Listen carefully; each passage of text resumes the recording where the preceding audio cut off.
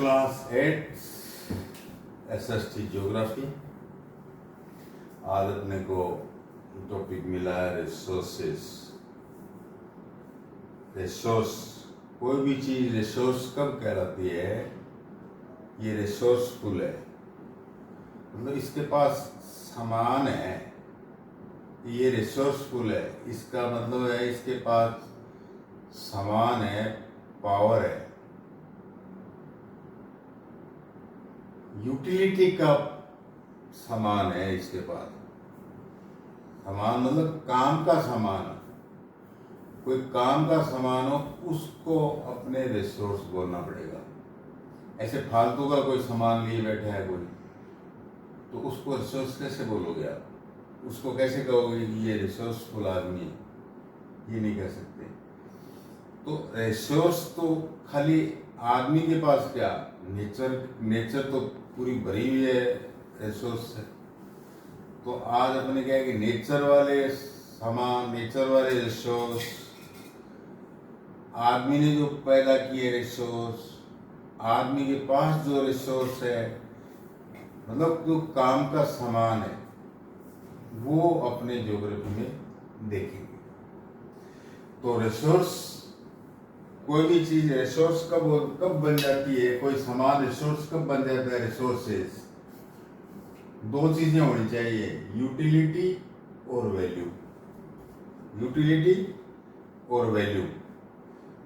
Utility मैंने बता दिया, काम का सामान होना चाहिए, यूजफुल होना चाहिए।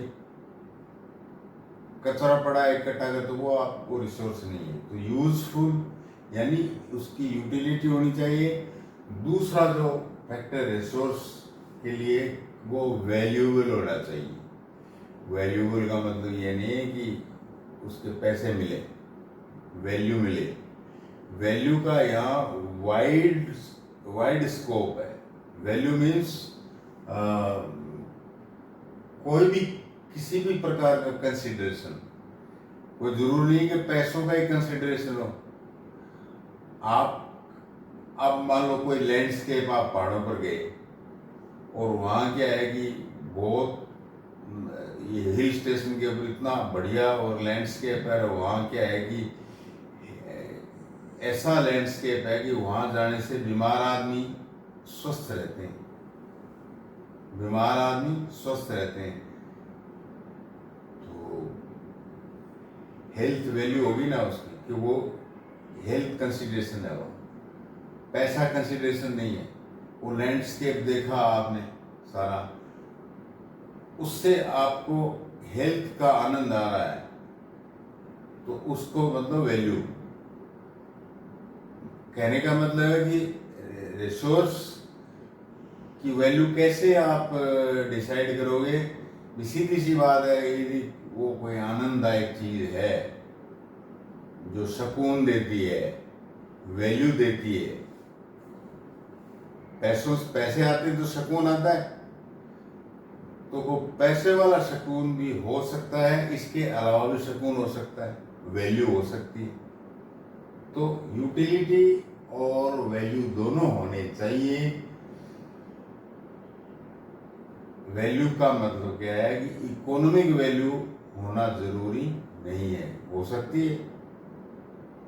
सारे रिसोर्स जो नेचर जो दे रही है, उसमें ज़्यादातर तो इकोनॉमी ही है, इकोनॉमी वैल्यू वाली है, इकोनॉमिक वैल्यू वाले ही हैं अपने। चलिए, रिसोर्सेज जो है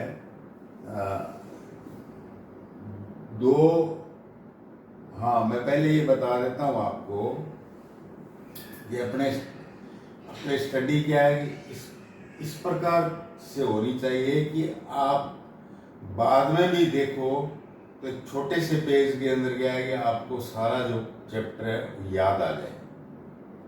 आपको छोटे से चैप्टर में वो चीज़ याद आ जाए।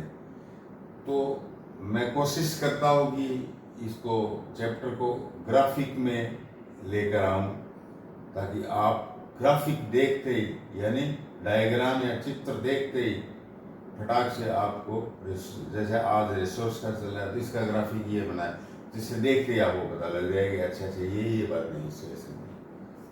न तो टाइम लगे और आपकी इंटेलिजेंस भी अच्छी तरह से काम आए। रिसोर्सेज को फिर दो भागों में क्लासिफाई कर दिया, टेंजिबल और एब्स्ट्रैक्ट।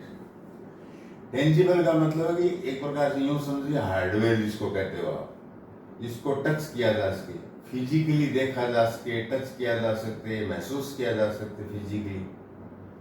और कुछ चीजें ऐसी होती हैं जो जिसको काम की तो बहुत है वो, लेकिन फिजिकली उसको आप नहीं देख सकते। जैसे सॉफ्टवेयर है, जैसे मान लो आपका वर्ड्स के अंदर क्या है कि जैसे बेईमानी, ईमानदारी, चोरी, डकैती, ये एक मन में कोई चीज बना देती है, मन में जो चीज बना देती है, इसको सेंस ऑर्गन की जरूरत नहीं पड़ती, मन की इंद्रिय की जरूरत पड़ती है।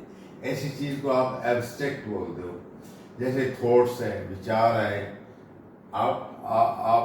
आपने कोई कोर्स किया है, थॉट्स है, इंजीनियरिंग की है आपने, तो आपके अंदर थॉट्स है, स्किल है, नॉलेज है, आप रिसोर्सफुल हो, आपके पास रिसोर्स है। हालांकि वो दिख नहीं रही है, बात टेंजिबल नहीं है, समझ में आया ना। जैसे मान लो वाटर, सॉइल, फॉरेस्ट, सारे ये बायोस्फीयर वाली चीजें, वेजिटेशन है, वाइल्ड लाइफ है, ये सारे दिखते हैं हार्डवेयर की तरह से, तो इनको आप इसमें डालोगे टेंजिबल में। और जो मन वाली जो संपत्ति है, मन वाली जो चीज है, आपके थिंग्स है आपके पास, उसको एब्स्ट्रैक्ट में डालोगे आप। थॉट्स हैं, स्किल है, नॉलेज है, तो वो आप क्या है कि एक प्रकार से आप कह सकते हो टेक्नोलॉजिकल नॉलेज है आपको, मतलब टेक्नोलॉजिकल नॉलेज है वो आप एब्स्ट्रैक्ट में डाल सकते हो आप। फिर क्या है आगे, फिर एब्स्ट्रैक्ट में टेक्नोलॉजिकल नॉलेज। टेक्नोलॉजिकल नॉलेज क्या है? स्किल है, थॉट्स है, नॉलेज है।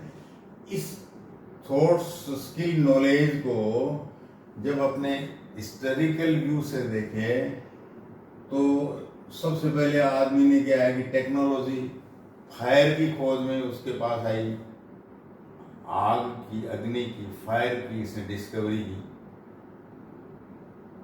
तो डेवलप हुआ आदमी सिविलाइजेशन डेवलप हुआ। उसके बाद में क्या है कि व्हील टेक्नोलॉजी है आदमी के पास, मतलब टायर आया, तो ट्रांसपोर्टेशन में एक टेक्नोलॉजी का डेवलपमेंट हुआ, ट्रांसपोर्टेशन का। ये टेक्नोलॉजी में आ गया, ये रिसोर्स आ गया, व्हील का रिसोर्स, फायर रिसोर्स बन गई, व्हील रिसोर्स बन गया। नई जो इलेक्ट्रिसिटी प्रोडक्शन की, मतलब अब उसको जानवरों में, व्हील में, ये इस पावर के बजाय क्या है कि इलेक्ट्रिसिटी की पावर की टेक्नोलॉजी आदमी के हाथ में आ गई। कितनी बड़ी पावर उसके हाथ में आ गई, कितना बड़ा रिसोर्स हाथ में आ गया आदमी के। जो ही इलेक्ट्रिसिटी की प्रोडक्शन की टेक्नोलॉजी आदमी के पास आई, तो ये नई टेक्नोलॉजी मतलब आदमी के पास आ गई, इलेक्ट्रिक प्रोडक्शन वाली टेक्नोलॉजी। ये रिसोर्स बन गया टेक्नोलॉजी, ये सारी। तो यहाँ क्या है कि नॉलेज था, स्किल थी, थॉट्स थे, आया ना समझ में, इसलिए इनको आप रिसोर्स में काउंट करोगे। अब आइए आप अब देखते हैं टाइप्स ऑफ रिसोर्सेज।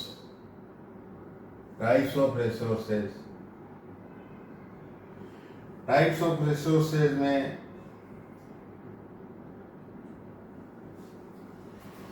नेचुरल,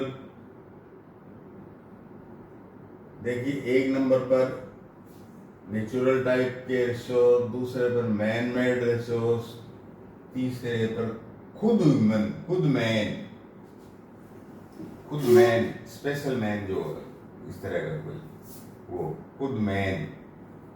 तो तीन तरह के 1, 2, 3 टाइप्स ऑफ रिसोर्सेज को 3 क्लासों में आपने बांट दिया इसको।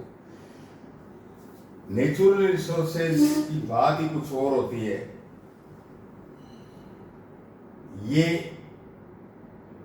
ये दो भागों में इनको फिर से दो भागों में बांटा है आपने। एक हार्डवेयर के रूप में, या हार्डवेयर सॉफ्टवेयर को नहीं करके आप ये कह सकते हो कि एक तो बहुत ज्यादा है जो कभी खत्म ही नहीं होंगे, बार बार नए आते रहेंगे। रिन्यूएबल सूर्य का प्रकाश, सोलर एनर्जी है, विंड एनर्जी है, ये पानी है, ये भगवान का दिया हुआ है, ये कभी खत्म होगा क्या? ये बार बार रिन्यू होता रहेगा, बार बार यूज हुआ और नया आ गया, यूज हुआ और नया आया। तो ये रिन्यूएबल रिसोर्स हो गया नेचुरल ये। और नॉन रिन्यूएबल रिसोर्स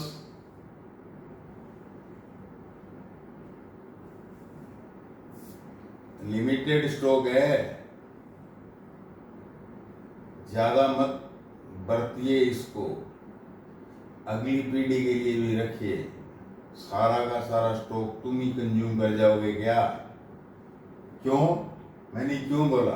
ये नॉन रिन्यूएबल है, एक बार खत्म हो गया तो हो गया, या तो ये वापस आपको मिलेगा नहीं ये रिसोर्स, और वापस भी मिलेगा तो हजारों लाखों साल बाद मिलेगा आपको। अब पेट्रोलियम जो रिसोर्स है ये किसका बना हुआ है कि डायनासोर वगैरह और बड़े बड़े पेड़ पौधे वगैरह और नीचे जमीन में करोड़ों साल पहले दब गए नीचे, और उन जानवरों का पेट्रोलियम बन गया जो आज रिसोर्स बन रहा है अपने यूजफुल है, यूटिलिटी है उसकी। पेड़ पौधे जो दबे उसका कोल बन गया जो कि एक रिसोर्स है अपने लिए, पेट्रोलियम कोल। जमीन के अंदर जो नेचुरल गैस है ये। तो आज यदि ऐसी कोई विपदा आए धरती के ऊपर, सारे जानवर प्लांट्स वगैरह सब दबे और धरती वीरान हो जाए, और फिर करोड़ों साल बाद नया पेट्रोलियम आए, तो नॉन रिन्यूएबल का क्या मतलब हुआ कि स्टॉक वैनिश, खत्म, नया नहीं मिलेगा, और यदि मिलेगा भी तो करोड़ों साल बाद, तो नॉन रिन्यूएबल ही हो गया। आई ना समझ में ये? और यदि रिन्यूएबल में क्या है कि अनलिमिटेड रहता है ह्यूमन एक्टिविटी, पानी से भी खेल करो आप, जो है किसी भी प्रकार के हवा से कोई खेल करो, सोहेल से खेल करो, ये अनलिमिटेड ह्यूमन एक्टिविटी के काम आता है रिन्यूएबल। इसका जो रिन्यूएबल है हवा पानी वाला, ये क्या है कि इसका जो distribution depends upon physical factors. धरती के ऊपर जो फिजिकल फैक्टर हैं उनके ऊपर डिपेंड करता है ये फिजिकल फैक्टर्स जैसे पठार है, टेरेन है, क्लाइमेट कैसा है, अल्टीट्यूड, ऊंचाई पर, नीचाई पर। इन बातों से क्या है कि इन बातों के कारण क्या है कि अनइक्वल डिस्ट्रीब्यूशन की शिकायत आती है इसमें। रिन्यूएबल में मिलने में तो कोई शिकायत नहीं है, लेकिन शिकायत किस में आती है? अनलिमिटेड, मतलब क्या है कि different distribution due to physical factors. कैसे? टेम्परेचर है, ऊंचाई है, ज्योग्राफी में तो यही होता है भाई। तो इसके कारण अब जहाँ अपने इंडिया का ले लीजिए, जो छत्तीसगढ़ से लेकर पश्चिम बंगाल का जो किनारा है, झारखंड वगैरह और सारा मिला के, इसको एरिया को छोटा नागपुर का ये पठार है, इधर कर्नाटक के अंदर पठार है डिकन प्लेटू। तो इस पठार के अंदर क्या है कि इवन सोना कोयला तो मिलता ही, सोना चांदी तक मिल जाता है, और डेजर्ट में नहीं मिलेगा। तो अनइक्वल डिस्ट्रीब्यूशन हो गया ना। और हुआ कैसे ये कि फिजिकल एक्टिविटी, ज्वालामुखी का लावा है वो उसने पठार बना दिया, उसमें कीमती चीजें छुप के रह गई। इस प्रकार से डिफरेंट डिस्ट्रीब्यूशन हो गया, सीधी सी बात ये है। और आप इस डिफरेंट डिस्ट्रीब्यूशन रिन्यूएबल को जब आपको एग्जाम में मैप दिया जाता है कि आयरन कहाँ है, गोल्ड कहाँ है, पेट्रोलियम कहाँ है, चांदी कहाँ है, यानी सिल्वर कहाँ है, ये जब पूछते हैं तो आप डिफरेंट डिफरेंट जगह मार्क करते हो कि नहीं परीक्षा के अंदर, और याद भी डिफरेंट डिफरेंट जगह करते हो। कर्नाटक जब सोने का गोल्ड का भरोगे तो कर्नाटक कहाँ है, कर्नाटक कहाँ है, वहां टिक करोगे, ये रहा कर्नाटक। अब राजस्थान या यूपी या बिहार में तो टिक नहीं करोगे। तो ये हुई ना बात, डिफरेंट डिस्ट्रीब्यूशन। वर्ल्ड का नक्शा देखोगे, गोल्ड सारी अफ्रीका के अंदर गया है कि साउथ अफ्रीका जो निचला है वहां फटाक से साउथ अफ्रीका में अरे गोल्ड पूछा है, वर्ल्ड के अंदर गोल्ड पूछा है, साउथ अफ्रीका लिखो, यूएस लिखो, वहां निशान लगाओ फटाफट।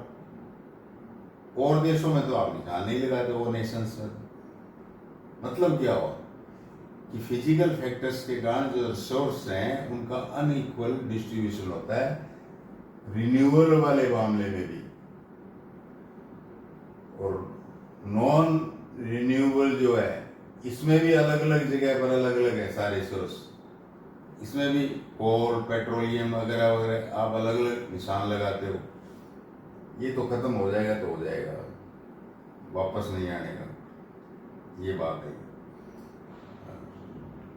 ये एग्जॉस्टेड और may taken thousands of years to be renewed, ये बात है ना। दूसरा टाइप का मैनमेड, जैसे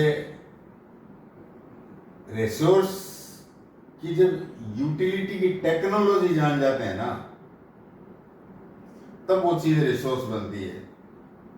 अब आयरन की डिस्कवरी से पहले इस धरती पर वो पड़ा था, आदमी को पता ही नहीं था कि आयरन की यूटिलिटी क्या है। जब इसको आयरन की यूटिलिटी की टेक्नोलॉजी का पता लगा तो ये सब आयरन खूब रिसोर्स बन गया। आज तो आयरन के बिना कोई बात भी नहीं सोच सकते ना, इतना मैनमेड रिसोर्स है ये। जब इसकी एक्सट्रैक्ट की आयरन की रेत या सोयल, आयरन सोयल में से एक्सट्रैक्ट करने की जब टेक्नोलॉजी आदमी ने सीखी, स्किल, उसके बाद में आयरन बहुत बड़ा रिसोर्स बन गया। ये बात है ना। मैनमेड के अंदर सारी सर्विसेज, चाहे वो हेल्थ की हो, ट्रांसपोर्ट की हो, एजुकेशन की हो, टेलीफोन की हो, किसी भी प्रकार की जो सेवा है जो मैनमेड है, आज आदमी ने आविष्कार किया, चाहे कपड़े सिलने की हो, सिलाई मशीन का आविष्कार किया, चाहे हथियार से किसी को मारने की हो, हथियारों का आविष्कार हो, तो ये जो सारी की सारी सर्विसेज है ये मैनमेड है। तो कोई भी रिसोर्स, टाइप्स ऑफ रिसोर्स में पूछ लेगा वो कि हेल्थ सर्विस ये मैनमेड है। खुद ह्यूमन जो स्किल और नॉलेज थॉट वाले, आपकी फैमिली में कोई ना कोई बंदा जो है बाहर फॉरेन में गया हुआ हो, क्यों भाई? वो दूसरे देश वाले क्यों उसको खाना खिलाएंगे, क्यों उसको रेजिडेंस देंगे, क्यों उसको तरह तरह की सेवाएं देंगे उस आदमी को। क्यों मना कर देंगे? No, nobody will enter in our nation. लेकिन वो इंडियंस को क्या है कि बड़े चाव से बुलाते हैं। क्यों बुलाते हैं? कि इंडियन ह्यूमन जो है वो मतलब एक स्पेशल रिसोर्स है। वो ह्यूमन जो है स्पेशल रिसोर्स है। उसमें जो स्किल थॉट्स, अब नासा में नौकरी कर रहे हैं दुनिया भर के इंडियंस, वो मैन जो ह्यूमन है खुद रिसोर्स है। उनकी बॉडी को छोड़िए, उनके जो विचार हैं, थॉट्स हैं, स्किल है, वो रिसोर्स है। तो मतलब ह्यूमन रिसोर्स हो गया, नॉलेज और स्किल।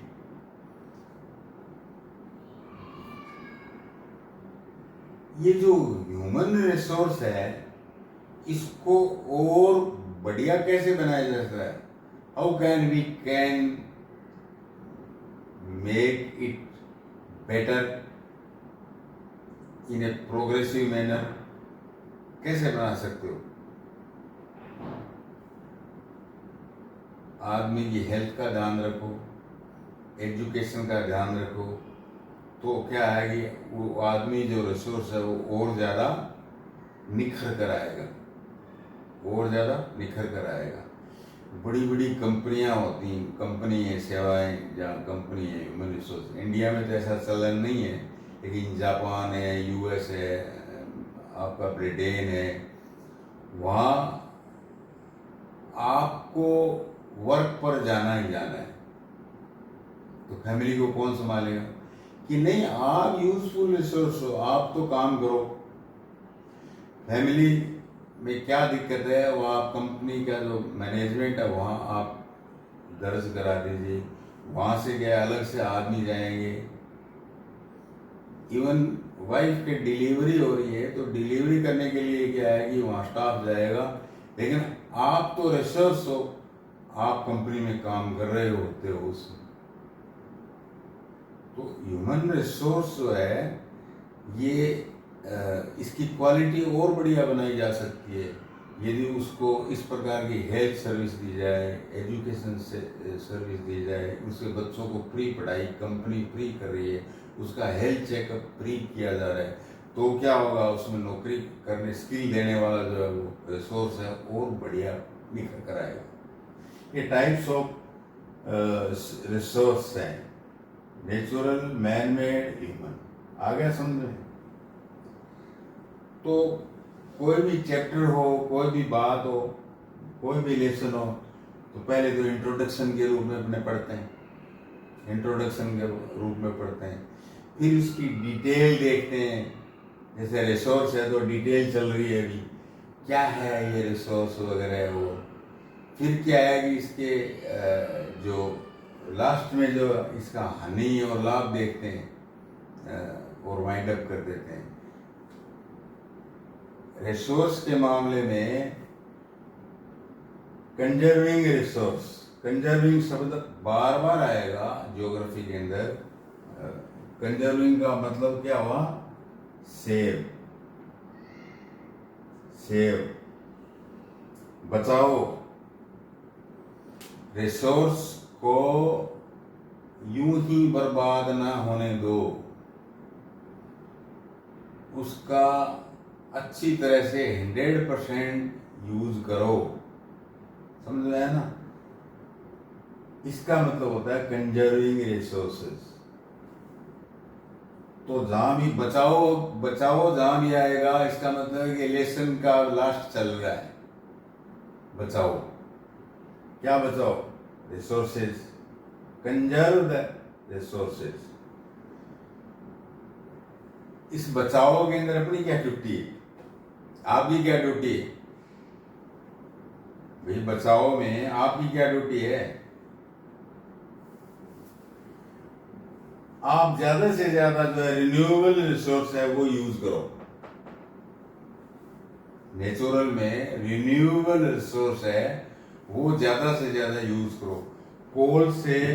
कोल से बनने वाली बिजली का यूज मत करो। कोल तो नॉन रिन्यूएबल है, खत्म होना ही होना है। तो सोलर से बनने वाली बिजली का यूज करो,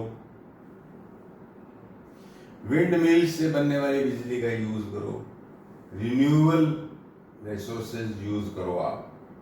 आपकी ड्यूटी है ये कंजर्विंग में आ रहा है, बचाओ। कैसे बचाओगे आप? Diversity of life be maintain. जो नेचर में जो डाइवर्सिटी है, जो जातियां, स्पीसीज, जानवरों की, प्लांट्स की जो आपको दिख रही है, उनका कोई न कोई मतलब है, नेचर ने कोई न कोई मतलब दिया है, उस शुड बी मेंटेन। उसको खत्म, मतलब कोई भी ऐसा नहीं कि किसी जाति को आप नष्ट कर दो। चंदन की तस्करी करते करते चंदन के पेड़ को ही खत्म कर दोगे, ऐसा नहीं होना चाहिए। जो रिन्यूएबल रिसोर्स हैं, damages to natural system be minimize. सीधी सी बात ये, नेचुरल जो सिस्टम को डैमेज कृपया न करें। तो ये 2-3 बातें हैं, आपकी ड्यूटी है। मतलब वो आप पार्क में जाते हो तो आता है ना, कृपया फूल न तोड़ें, डोंट प्लक फ्लावर्स।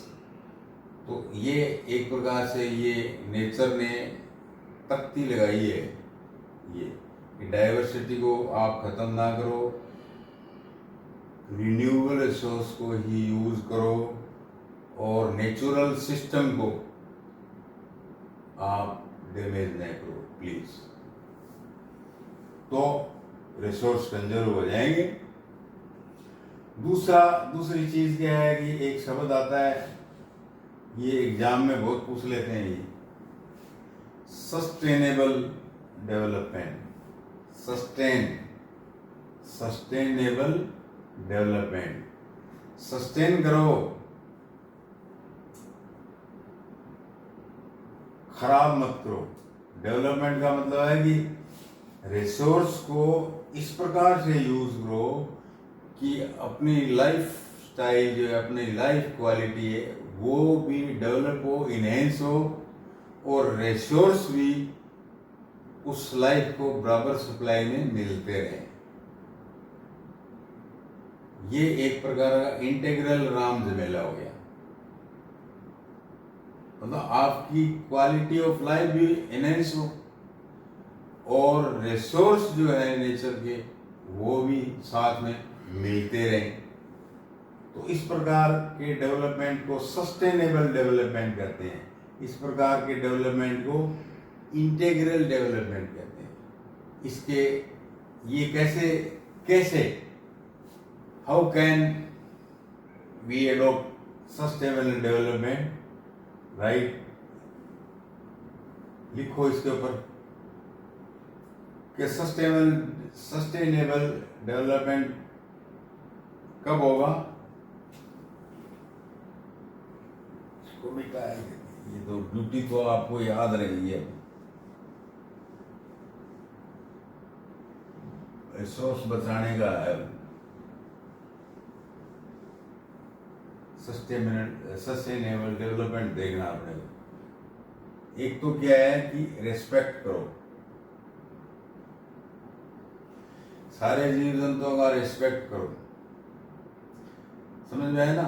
इससे क्या है, डाइवर्सिटी, जैसे ड्यूटी में बताया था कि diversity should be maintain, diversity बनी रहेगी। जो प्रकृति की चेन है, प्रकृति की जो चेन है, ये अनाज पैदा करने वाले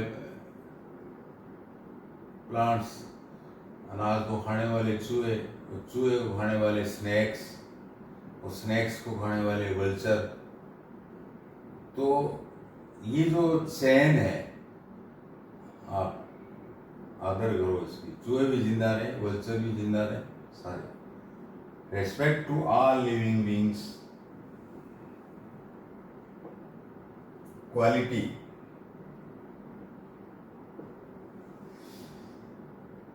बताया ना मैंने, ह्यूमन की लाइफ क्वालिटी है, वो मेंटेन करो।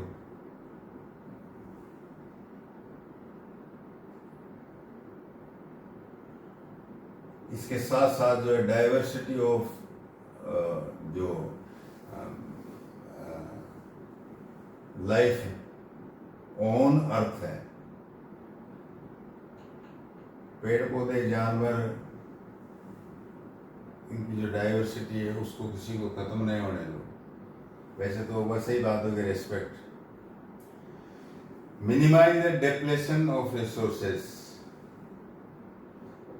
कम से कम डेप्लेशन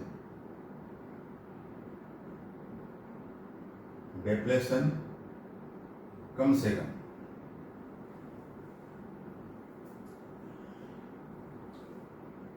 आप एक बाल्टी से बाथरूम में अच्छी तरह से नहा सकते हो, नहाइए। नहीं, आप तो ये कहोगे मैं तो स्विमिंग पूल चाहिए मेरे को बात करने के लिए, वरना मैं बात नहीं करूँगा। तो ये क्या है कि सस्टेनेबल डेवलपमेंट वाली बात नहीं है, समझा? तो एटीट्यूड, थॉट्स,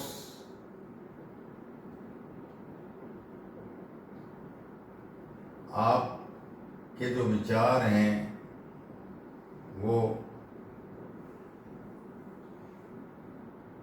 अब ये किचन से शुरू हो जाते हैं। आपके घर में किचन से शुरू हो जाते हैं विचार, ये इस तरह के सस्टेनेबल डेवलपमेंट में। आपको भूख लगी है 2 रोटी की, लेकिन आप जिद करके क्या है इस तरह का एटीट्यूड होगा, नहीं 4-5 रोटियां होनी चाहिए, भले ही 3 बेकार जाए मैं ना खाऊं, होनी 5 चाहिए।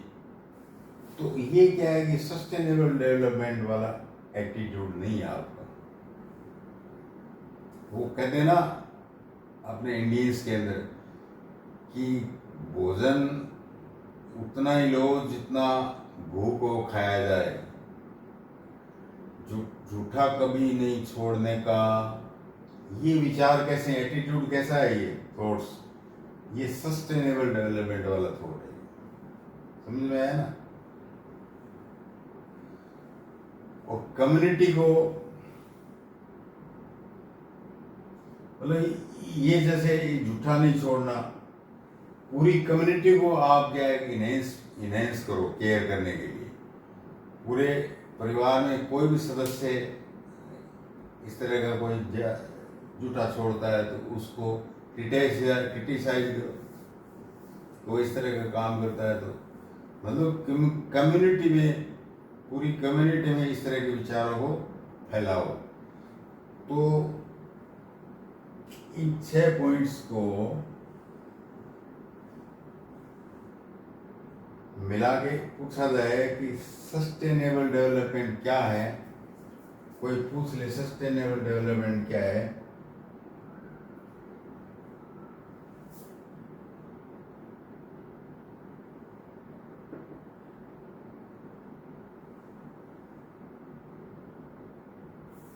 लिव एंड लेट लिव, जियो और जीने दो, जियो और जीने दो मीन्स सस्टेनेबल डेवलपमेंट। आगे का पार्ट आगे।